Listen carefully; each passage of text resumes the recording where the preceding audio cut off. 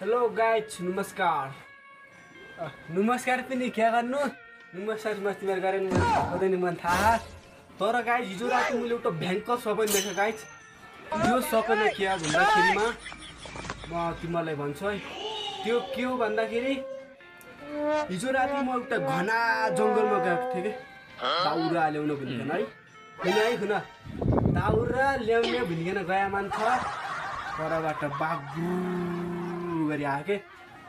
मैले सोचेँ त्यो मलाई खान्छ दुसिएर दाउराको बिट ल्याएर ज्याम ज्याम ज्याम हिँडिरहेको आइज त्यसपछि परबाट बाघ पनि अझै आइराख्यो म डराएको थिइनँ गाइज तर मैले जिग्लाउँदो मुतिसकेको थिएँ म डराएको थिएन र म जिग्लाउँदो मुतिसकेको थिएँ किन भन्दाखेरि मलाई खान्छ नि त उसले त्यसपछि अब म मर्छु कि भन्ने मैले सोचिरहेको थिएँ गाइज त्यत्तिकैमा बाघ आयो आएर मलाई आँखा नगर्नु कस्तो मैले हु गरेर उसलाई डराइदिएँ त्यसपछि त बाघ यस्तो यस्तो यस्तो मुल्टो हल्लाएर सर्रा माथिबाट गयो गाइज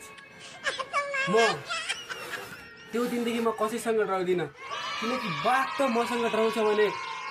म तिमीहरू हद्दा डराउन कारण के ल बाई बाई अर्को भिडियो